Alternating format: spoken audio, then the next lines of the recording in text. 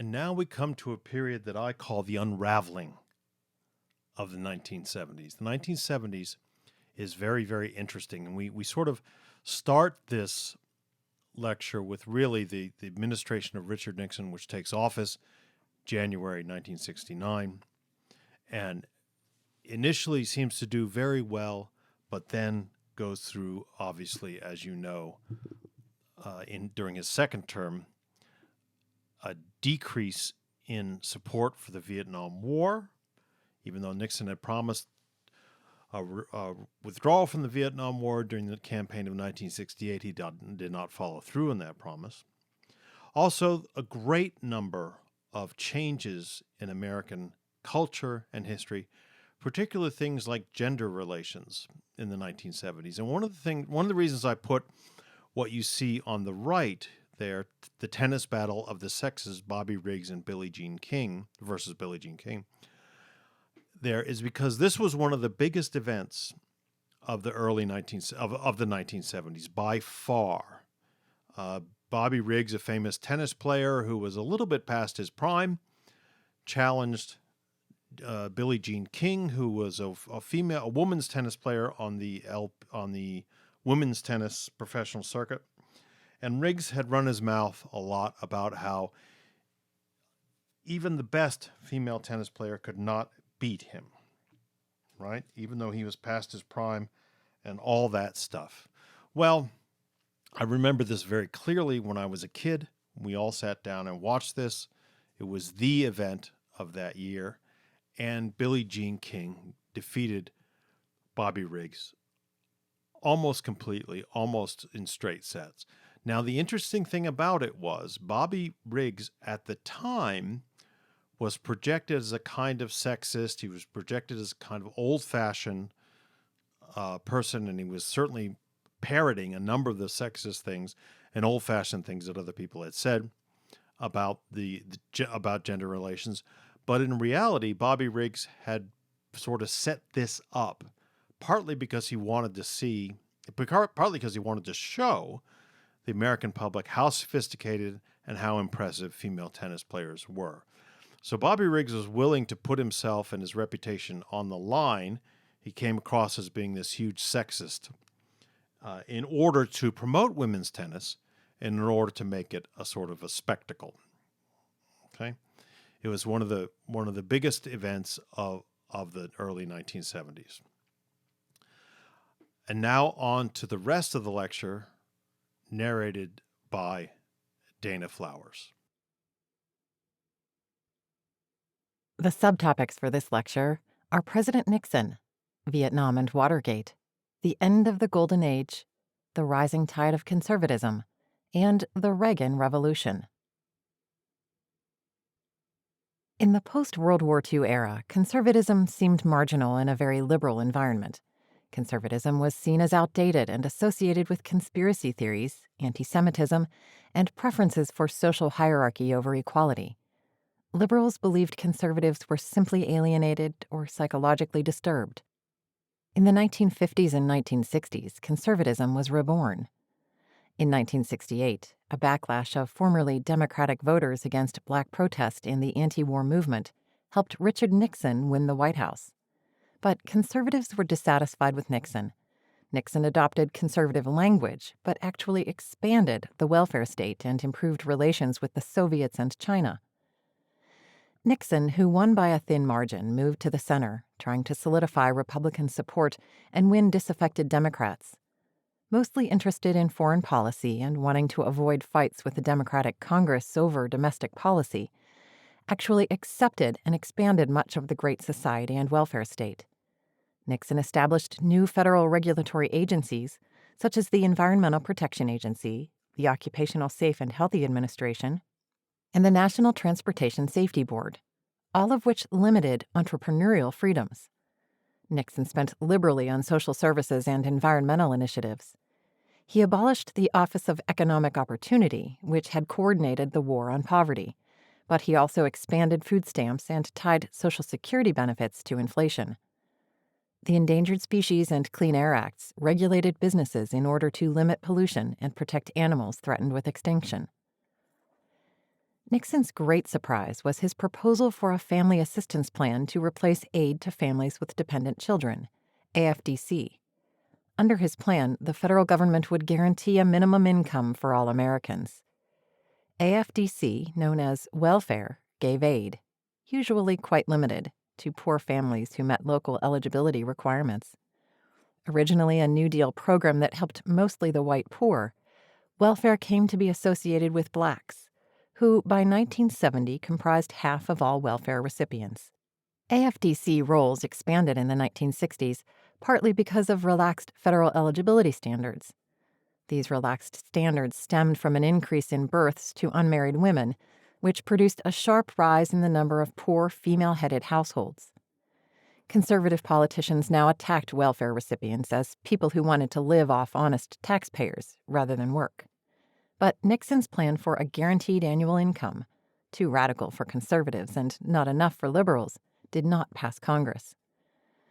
Nixon's racial policy was ambiguous. He nominated for the Supreme Court conservative Southern jurists who favored segregation to win over the white South, but the Senate rejected them.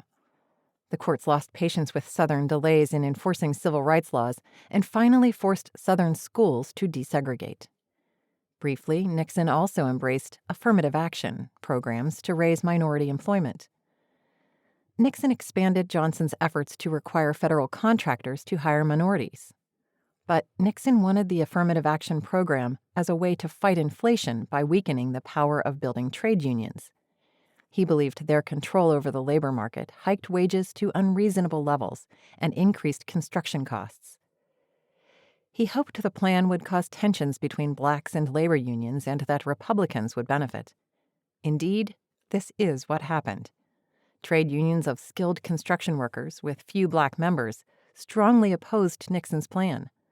Nixon hoped to win blue-collar workers over for the 1972 elections, and he quickly replaced his affirmative action plan with a program that did not require federal contractors to hire minorities. This map shows how the center of the population in the United States has changed since 1790. Even as he pursued his Southern strategy, President Nixon courted black support. Here he meets with 3 African Americans in the White House, including football legend and actor Jim Brown, dressed in white. Richard Nixon on the right and former Alabama Governor George Wallace at an Honor America celebration in February of 1974. Nixon's Southern strategy sought to woo Wallace's supporters into the Republican Party.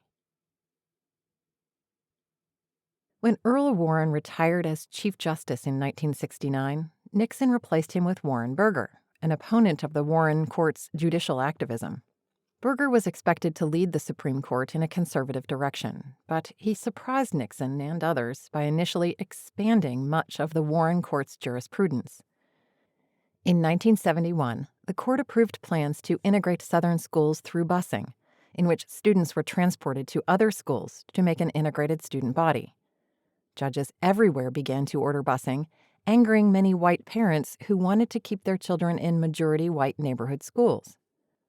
Particularly bitter and violent protests broke out in Boston. In only a few years, the court reversed itself and abandoned efforts to wrest control of local schools or to bus students great distances to achieve integration. Rulings absolved suburban districts of the responsibility of enrolling non-white and often poor students from non-suburban neighborhoods. In 1973, the court ruled in a case out of Texas that public schools did not have to be equally funded, creating a disparity in school funding based on class and race. By the 1990s, Northern public schools were more segregated than Southern schools. Efforts to gain more job opportunities for minorities also sparked bitter legal battles and white resentments. Many whites came to see affirmative action programs as reverse discrimination that violated the 14th Amendment by giving non-whites special advantages over whites. As affirmative action spread from blacks to include women, Latinos, Asian, and Native Americans, conservatives demanded that the Supreme Court ban such programs. The Supreme Court refused but offered no consistent position. But the court proved more and more hostile to government affirmative action programs. In 1978, the court shot down a University of California admissions program that set aside a quota of places for non-white medical students. The majority rejected the ideas of quotas while ruling that race could be one factor among many in college admissions. The 1978 Regents of the University of California v. Bach case is still the standard by which affirmative action programs are judged today. Conservatives also believed Nixon was soft in foreign policy. Certainly Nixon and Henry Kissinger, his national security advisor, continued their predecessors' policies of trying to undermine governments that seemed to endanger U.S. strategic or economic interests. Nixon sent arms to pro-American dictators in Iran, the Philippines, and South Africa. When Chileans elected the socialist Salvador Allende president, the Central Intelligence Agency, CIA, helped his domestic opponents launch a coup on September 11, 1973, that overthrew and killed Allende and installed a bloody regime ruled by General Augusto Pinochet. Thousands of Allende's supporters, including some Americans, were tortured and murdered, while others fled the country. In relations with major communist countries, however, Nixon altered Cold War tensions. Nixon launched his political career as a militant anti-communist, but he and Kissinger were realists. They were more interested in power than ideology and preferred stability to endless conflict. Nixon hoped that better relations with the Soviets would pressure North Vietnam to end the Vietnam War on terms acceptable to America. Nixon also realized that China had its own interests, separate from those of the Soviets, and would soon be a major world power. In early 1972, Nixon made a highly publicized trip to Beijing, which led to China's finally occupying its seat in the United Nations. Although full diplomatic relations with China were not established until 1979, Nixon's visit sparked a vast trade increase between the United States and China. 3 months after his China trip, Nixon became the first president to visit the Soviet Union, where he negotiated with the Soviet premier, Leonid Brezhnev. The talks led to increased trade and 2 landmark arms control treaties: the Strategic Arms Limitation Talks, SALT, which capped each country's arsenal of intercontinental ballistic missiles with nuclear warheads, and the Anti-Ballistic Missile Treaty, which banned the development of systems for intercepting incoming missiles. Nixon and Brezhnev declared a new age of peaceful coexistence in which détente, cooperation, could replace Cold War hostility. This is an image of Richard Nixon at a banquet celebrating his visit to China in February 1972. To his right is Premier Zhou Enlai. In his 1968 campaign, Nixon pledged that he had a secret plan to end the Vietnam War. Once in office, he declared a new policy, Vietnamization, in which U.S. troops would gradually be withdrawn while South Vietnamese troops, backed by U.S. bombing, would take up combat. But Vietnamization did not limit the war or end the anti-war movement. In early 1970, Nixon ordered U.S. troops into neutral Cambodia in order to disrupt supply lines to the south. But the invasion did not achieve its military goals, and it destabilized the Cambodian government, starting a chain of events that brought to power the Khmer Rouge, who forced most Cambodians to migrate into the countryside and massacred millions, and sparked the largest student protests in U.S. history.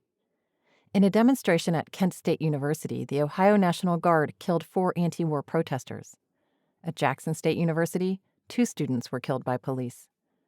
More than 350 colleges and universities had student strikes, and 21 campuses were occupied by troops. Simultaneously, troop morale dropped. Although all young men were subject to the draft, most college students received deferments. The Army was mostly composed of working-class whites and poor racial minorities. Blacks complained of having disproportionately higher casualty rates than white soldiers. And the military was not immune from domestic, social, and cultural changes. More and more soldiers wore peace and black power symbols, used drugs, refused orders, deserted, and assaulted and killed unpopular officers. The erosion in discipline convinced many high-ranking officers that the United States had to pull out of Vietnam. At the same time, public support for the war declined. Revelations in 1969 that U.S. forces had committed a massacre of some 350 civilians at My Lai the year before shocked the nation. In 1971, the New York Times published the Pentagon Papers, a classified government report that traced U.S. involvement in Vietnam back to World War II and showed how more than one president had misled the American public about it. The Supreme Court rejected Nixon's effort to suppress the paper's publication. In 1973, Congress passed the War Powers Act, which limited presidential authority by requiring congressional approval for troop commitments overseas. In 1973, Nixon sealed the Paris Peace Agreement and started to withdraw U.S. troops. The compromise left South Vietnam's government intact, but it also left North Vietnamese and Viet Cong troops in control of parts of the South. U.S. bombing stopped and the draft ceased, but the North Vietnamese launched a final offensive in 1975 that toppled South Vietnam's government. The United States evacuated its embassy, and Vietnam was reunified under communist rule. The Vietnam War was military, political, and social disaster, in which 58,000 Americans were killed, along with 3 to 4 million Vietnamese. The war cost the United States $100 billion, but the higher cost was to Americans' confidence in their own institutions and their nation's ideals and purposes. Some took the lesson that the United States should be extremely reluctant to send troops overseas, sometimes called the Vietnam Syndrome. Policymakers behind the war, such as former Defense Secretary Robert McNamara, have since said the war was a terrible mistake. Ignorance of the history and culture of Vietnam and a misguided belief that every communist movement in the war was a Soviet puppet were significant mistakes, according to McNamara. The New York Times and many others rejected McNamara's apology and maintained that the United States had the right to decide the fate of a faraway people about whom it knew almost nothing. Tear gas envelops the campus as members of the Ohio National Guard prepare to fire on student demonstrators at Kent State University. Shortly after this photo was taken, 4 students lay dead. Students peer from a residence hall window, pockmarked by bullet holes, at Jackson State, a historically black university in Mississippi. 2 students were killed when police opened fire on the building, claiming they were returning sniper fire. The event took place 11 days after the tragedy at Kent State University, but received much less attention. In 1971, in one of the most dramatic demonstrations of the entire era, hundreds of veterans deposited on the steps of the Capitol medals they had received while fighting in Vietnam. To run against Nixon in 1972, Democrats chose Senator George McGovern, a liberal from South Dakota. George Wallace rallied the party's Southern and blue-collar base with a racial and populist appeal. McGovern, a strong opponent of the Vietnam War, won the nomination to the discomfort of the broad Democratic middle. Many Democratic voters stayed home or voted for Nixon. The loyalty of white Southerners and Northern white working-class voters to the party of FDR could no longer be taken for granted. Nixon's triumph was succeeded by disaster. Nixon was obsessed with secrecy and did not tolerate differences of opinion. He viewed critics as national security threats and created an enemies list of unfriendly reporters, politicians, and celebrities. When the Pentagon Papers were published, Nixon established a special investigative unit in the White House known as the Plumbers to get information about Daniel Ellsberg, the former government official who had leaked the papers to the press. The Plumbers raided Ellsberg's psychiatrist's office to discredit him. In June 1972, 5 former employees of Nixon's Reelection Committee were caught breaking into the Democratic Party headquarters in the Watergate apartment complex in Washington, D.C., and were arrested. The arrests did not affect the 1972 presidential campaign, but in 1973, the judge presiding over the prosecution of the Watergate Five tried to find out who was behind the break-in. Washington Post journalists revealed that persons close to Nixon had ordered the Watergate operation and tried to cover up Nixon's involvement. Congressional hearings soon revealed a wider pattern of wiretapping, break-ins, and attempts to sabotage political opponents. A special prosecutor appointed reluctantly by Nixon, Archibald Cox, demanded copies of tapes that the president had made of his conversations. When Nixon offered for a chosen senator to hear the tapes instead of turning them over, Cox refused and was subsequently fired. Attorney General Elliot Richardson resigned in protest. These events were known as the Saturday Night Massacre and further undermined Nixon's standing. The Supreme Court ordered Nixon to provide them, reaffirming that presidents are not above the law. The scandal unfolded for weeks, and by mid-1974, it was obvious that Nixon had ordered at least the cover-up of the Watergate break-in. It was unclear whether he had ordered the break-in itself. In August 1974, the House Judiciary Committee voted to recommend that Nixon be impeached for conspiracy to obstruct justice. Nixon soon became the only president to resign. His presidency is the classic example of the abuse of political power. In 1973, Nixon's vice president, Spiro Agnew, resigned after it was revealed he took bribes from construction firms. Nixon's attorney general and 2 aides were convicted of obstructing justice in the Watergate affair and went to jail. Nixon insisted he did nothing wrong and that previous presidents also lied and conducted illegal activities. While not excusing Nixon, subsequent Senate hearings held by Frank Church of Idaho revealed a history of abusive actions by every Cold War-era president, including the Federal Bureau of Investigation, FBI, spying on millions of Americans and disruptions of civil rights groups, and CIA covert operations to overthrow foreign governments, assassinate foreign leaders, and organize a secret army in Laos, bordering Vietnam. The Church Committee revelations, along with the Watergate, the Pentagon Papers, and the Vietnam War, seriously eroded Americans' confidence in their government. Congress soon placed restrictions on the FBI and CIA, which banned spying on American citizens and overseas covert operations without congressional knowledge. Congress also strengthened the Freedom of Information Act, first enacted in 1966. Since 1974, the FOIA has allowed access to millions of pages of records of federal agencies. While liberals celebrated Nixon's downfall, they did not realize that liberalism itself, the idea that government can be trusted to take positive action to solve social problems and promote the public good and individual freedom, was damaged by these events. These events contributed greatly to a growing public belief that a powerful central government could not be trusted, and it distracted Americans from the looming economic crisis that shook America in the 1970s.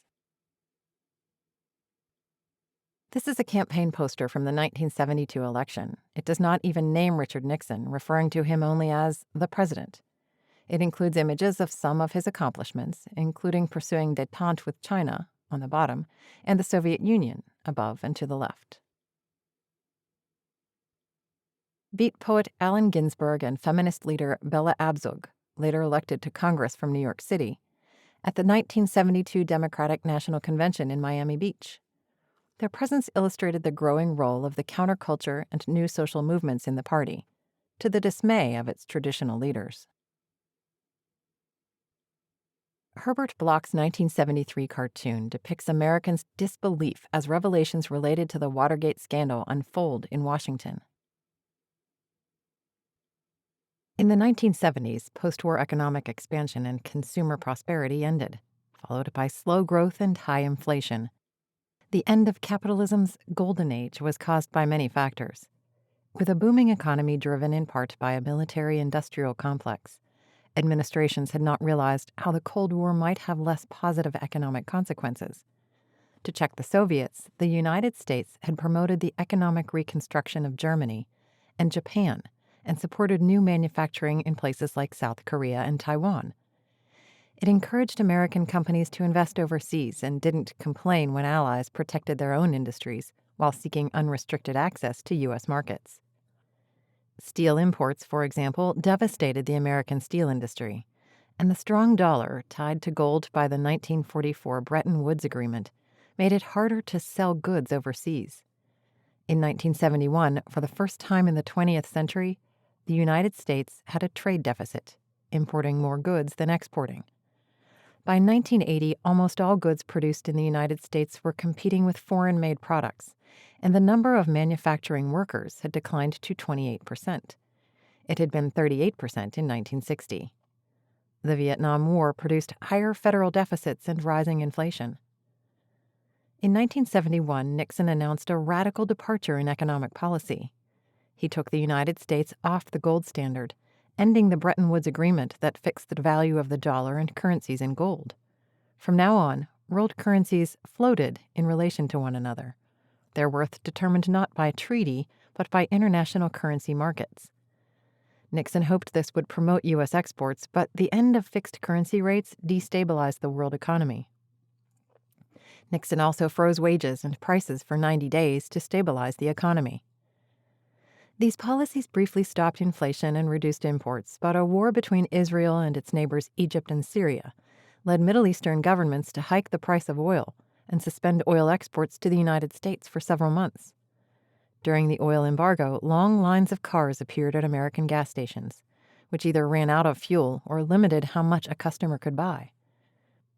By this point, the United States imported 1/3 of its oil. Congress lowered the speed limit and urged conservation to save fuel. The energy crisis focused public attention on domestic energy sources like oil, coal, and natural gas. Oil exploration increased in the American West, and in Alaska, pipelines opened to facilitate shipment to the rest of the country. Coal production in Wyoming boomed, and the high oil prices set by the Organization of Petroleum Exporting Countries, OPEC, benefited Western energy companies. But rising oil prices affected the global economy and contributed to the combination of stagnant economic growth and high inflation, known as stagflation. Between 1973 and 1981, the inflation rate in developed nations was 10% per year, while economic growth was 2.4% per year, a sharp deterioration from the 1960s. The so-called misery index, the sum of unemployment and inflation rates, stood at 10.8 in 1970. By 1980, it was near 22. With higher oil prices, Americans bought more fuel-efficient foreign cars, hurting the domestic auto industry. This image shows drivers lining up to purchase gas in San Jose, California, during the gas shortage of early 1974. One man hopes to fill up his lawnmower. This table depicts the misery index for the years 1970 through 1980. This shows the World Trade Center under construction in the 1970s. Because of economic dislocations and deindustrialization, Americans' real wages, wages adjusted to take account of inflation, peaked in the early 1970s and then began a sharp, prolonged decline. The economic crisis troubled Nixon's successors. Gerald Ford, appointed to replace Vice President Agnew, assumed the presidency when Nixon resigned. Ford named Nelson Rockefeller of New York as his vice president. For the first time in U.S. history, both offices were occupied by persons for whom no one had voted. One of Ford's first acts was to pardon Nixon, which prevented his prosecution for obstruction of justice. This was a deeply unpopular decision. Ford had no significant accomplishments in domestic policy. Ford and his economic advisor, Alan Greenspan, wanted Americans to spend less and save more to build money for investment, and they called for tax cuts and less government economic regulation. The Democratic majority in Congress did not approve. To fight inflation, Ford urged Americans to shop wisely, reduce spending, and wear win buttons for Whip Inflation Now. Though inflation fell, unemployment rose in 1975 to the highest level since the Depression. But Ford continued Nixon's policy of détente, and the United States signed an agreement with Soviets at Helsinki, Finland, that recognized the permanence of the division of Europe. The Helsinki Accords inspired movements for more freedom in Eastern Europe's communist countries. In the presidential election of 1976, Jimmy Carter, a former governor of Georgia, narrowly defeated Ford. Carter was virtually unknown outside his state when he launched his campaign for the Democratic nomination. But realizing that Watergate and Vietnam had produced a crisis in confidence in the federal government, he turned his obscurity into an advantage. Carter ran for president as an outsider, making a virtue of the fact that he had never held federal office. Carter had much in common with progressives of the early 20th century. His passions were making government more efficient, protecting the environment, and raising the moral tone of politics. Unlike the progressives, however, he embraced the aspirations of Black Americans and appointed an unprecedented number of blacks to important positions. The Democratic Party found itself ill-equipped to deal with the economic crisis. Although his party controlled both houses, Carter often found himself at odds with Congress. He viewed inflation, not unemployment, as the country's main economic problem. And to combat it, he promoted cuts in spending on domestic programs. In the hope that increased competition would reduce prices, his administration enacted deregulation in the airline and trucking industries. Carter cut taxes for wealthier Americans and repealed usury laws. Inflation did not decline. Carter also believed that expanded use of nuclear energy could help reduce dependence on imported oil. But in 1979, the industry suffered a near-fatal blow when an accident at the 3 Mile Island plant in Pennsylvania released a large amount of radioactive steam into the atmosphere. The 3 Mile Island mishap reinforced fears about the environmental hazards associated with nuclear energy and put a halt to the industry's expansion. Carter seemed to be presiding over a period of national decline. President Gerald Ford tried to enlist Americans in his Whip Inflation Now program. It did not succeed. Here is the distribution of electoral college votes in the election of 1976. The deregulation of the airline industry produced lower fares, but also a drastic decline in service. Before deregulation, with prices fixed, airlines sought to attract customers by providing good service in all classes. Today, fares are low, but passengers are jammed in like sardines and have to pay for checked baggage, onboard meals, and other amenities. The 1979 accident at the 3 Mile Island nuclear plant in Pennsylvania brought a halt to the industry's expansion. Under Carter, a commitment to human rights defined U.S. foreign policy for the first time. Human rights groups in the 1970s that influenced Carter began to identify human rights violations not only by communist nations, but by U.S. allies, especially Latin American dictatorships that used death squads to kill political opponents. In 1978, Carter cut off aid to the military dictatorship in Argentina, which, in the name of anti-communism, had launched a dirty war against its own citizens, kidnapping and murdering 10,000 to 30,000 persons. As Argentina was an important U.S. ally, this shocked Latin American regimes dependent on American aid. By his presidency's end, Carter had made human rights central to American policy. He believed that in the post-Vietnam era, U.S. policy should move away from Cold War assumptions and instead combat Third World poverty, prevent the spread of nuclear weapons, and promote human rights. Carter also pardoned Vietnam-era draft resistors. Carter's emphasis on peaceful solutions to international problems brought some important results. In 1979, he brokered the Camp David Accords between Egypt and Israel. He improved Latin American affairs by promising to transfer control of the Panama Canal in 2000. He resisted calls to intervene against a left-wing revolution fighting Somoza, Nicaragua's dictator. He also cut military aid to the right-wing government of El Salvador, which sponsored death squads. But despite criticisms from realists that his focus on human rights was damaging U.S. power in the world, Carter continued to pour billions into defense, and the United States continued to support allies with records of human rights violations, such as Guatemala, the Philippines, South Korea, and Iran. President Jimmy Carter, center, Egyptian President Anwar Sadat, left, and Israeli Prime Minister Menachem Begin, right, celebrating the signing of the 1979 peace treaty between Israel and Egypt. U.S. support for Iran undid Carter's policies and administration. Iran, strategically located on the Soviet Union's southern border, was a major supplier of oil and importer of U.S. military equipment. Carter's 1977 visit in support of the Shah, Iran's ruler, inspired a more militant opposition. And in 1979, a popular revolution led by the Muslim cleric Ayatollah Khomeini overthrew the Shah and declared Iran an Islamic republic. The Iranian Revolution marked a shift in the opposition movements in the Middle East from socialism and Arab nationalism to religious fundamentalism. This had long-term consequences for America.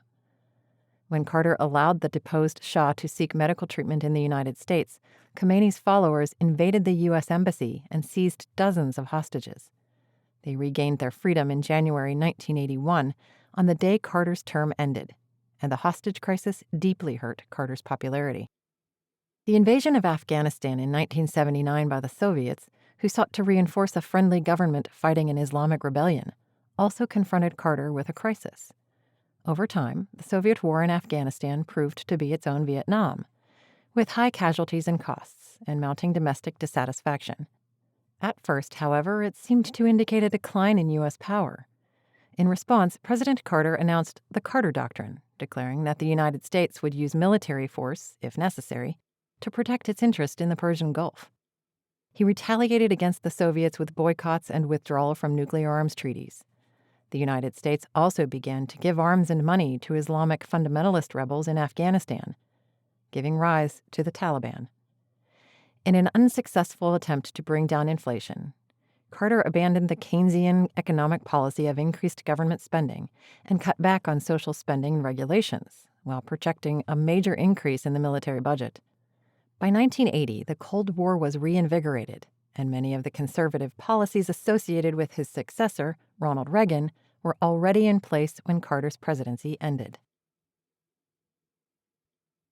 This image shows American hostages being paraded by their Iranian captors on the first day of the occupation of the American embassy in Tehran in 1979.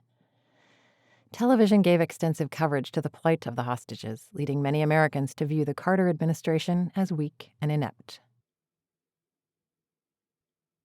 Domestic and international troubles in the 1970s made Americans anxious and emboldened conservatives. Economic crisis made lower taxes, less government regulation, and social spending cuts to spur business investment seem appealing. Fears about declining U.S. world power led to calls for renewing the Cold War. The civil rights and sexual revolutions produced fears and resentments that eroded the Democratic coalition, and rising urban crime created calls for law and order. In the 1970s, conservatives abandoned overt opposition to black struggle for racial justice, as the confrontations of George Wallace were replaced by demands for local control and resistance to the federal government. The language of individual freedom appealed especially to growing numbers of mostly white suburbanites leaving the cities and urban problems. The suburbs became the base of modern conservatism, but conservatives also organized at the grassroots level and organized to win local elections and take local government, even school boards. One set of conservatives, the neoconservatives, turned against the federal government and liberalism, citing a decline in moral standards and respect for authority. They wanted to end welfare, decrease taxes and regulations, and return to fighting the Cold War. The rise of religious fundamentalism in the 1970s expanded conservatism's base. More and more Americans embraced traditional religious values. While membership in mainstream Protestant denominations declined, evangelical churches flourished. Evangelical Christians were alienated from a culture that seemed to discount religion and promote immorality. They demanded the reversal of Supreme Court decisions that banned prayer in public schools, protected pornography as free speech, and legalized abortion. In 1979, Jerry Falwell, a Virginia minister, created a group, the Moral Majority, to wage war against sin and elect pro-life, pro-family, pro-America candidates. Falwell labeled supporters of abortion rights, easy divorce, and reduced defense budgets agents of Satan, trying to undermine God's plan for America. But Christian conservatives seemed most angered by the sexual revolution, which they saw as an immoral threat to traditional families. They thought the 1960s had turned freedom into moral anarchy. Singer Anita Bryant passed an anti-gay ordinance under the banner, Save Our Children. In the 1970s, family values became central to conservative politics, most prominently in the fight over the Equal Rights Amendment, ERA. First proposed in the 1920s, the ERA was revived by second-wave feminists. Its affirmation that equality of rights under the law could not be abridged on account of sex seemed uncontroversial, and Congress approved it in 1972 with little controversy and sent it to the states for ratification. But it sparked protest from those who believed it would discredit the role of wife and homemaker. The ERA revealed the divisions among women as well. To its supporters, the ERA guaranteed women's freedom in the public sphere. To its opponents, freedom for women was in their roles as wife and mother. Opponents claimed that the amendment would erode male breadwinners' support for wives. Though polls showed that most male and female Americans supported the ERA, it did not achieve the required ratification of 38 states in order to become law. Far more bitter was the battle over abortion rights, which was another example, to conservatives, of how liberals in office were spreading sexual immorality at the cost of moral values. A movement to reverse Roe v. Wade started among Roman Catholics, but soon included evangelical Protestants and social conservatives. The movement insisted that life began at conception and that abortion was murder. Feminists argued that a woman's right to control her own body includes the right to safe, legal abortions. Both sides showed how the rights revolution had reshaped political language, as opponents of abortion appealed for the right to life, while supporters celebrated the right to choose. The anti-abortion movement successfully pressured Congress over President Ford's veto to end federal funding for abortions for poor women in the Medicaid program. By the 1990s, some extreme anti-abortion activists were bombing medical clinics and assassinating doctors who terminated pregnancies. Phyllis Schlafly campaigning against the Equal Rights Amendment. The activist Phyllis Schlafly, pictured here leading a rally at the Illinois State Capitol in 1978, was instrumental in grassroots organization of conservative men and women in opposition to the proposed Equal Rights Amendment to the Constitution, which would have barred all legal inequalities based on sex. She claimed that the amendment would take away the right to be a housewife. The amendment's defeat was a major victory for the conservative movement. This shows a women's liberation march in Detroit in 1970 and highlights the issue of equal pay for equal work. At the time, women earned less than men in virtually every category of employment. This image is of a 1979 anti-abortion rally in Washington, D.C. on the 6th anniversary of the Supreme Court's decision in Roe v. Wade, which barred states from limiting a woman's right to terminate a pregnancy. Here we have demonstrators at a rally supporting abortion rights. With liberals unable to check deindustrialization and declining real wages, economic anxiety also fostered conservatism in economics.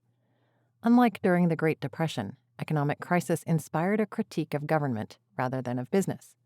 But everywhere, the end of affluence and the rise of stagflation created support for conservatives, who claimed that government regulation raised business costs and eliminated jobs. Economic crisis in particular spread support for lower taxes. Conservatives welcomed tax cuts as a way to both enhance profits and reduce resources for government, thus preventing new social programs and reducing existing ones. Many Americans found taxes more burdensome as wage increases were canceled by inflation and pushed families into higher federal tax brackets. The West has always both reflected and contributed to national trends, and beginning in the 1970s was a fertile ground for strands of conservatism. Many transplants to California brought their religiosity and their growing disdain for the rights revolution. They embraced the Californian model of the Republican Party with leaders like Richard Nixon and Ronald Reagan.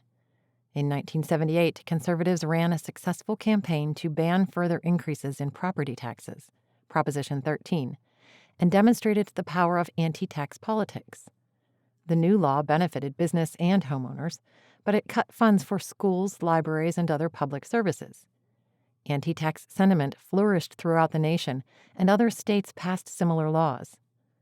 New environmental regulations sparked calls for less government regulation of the economy, especially in the West, where the Sagebrush Rebellion sought to reduce federal bureaucracy's control over and conservation of precious land, water, and minerals. The roots of this rebellion lie as far back as the 1920s, when the U.S. Forest Service announced plans to increase grazing fees and mineral rights in national forests and other public lands. Westerners who believed environmental regulation were closing public domain to exploitation eagerly supported Reagan's campaign. Using the language of freedom from government tyranny, leaders in Western states embraced states' rights. While the Sagebrush Rebellion had few concrete accomplishments, it underscored the rising tide of anti-government sentiment. By 1980, Carter was deeply unpopular.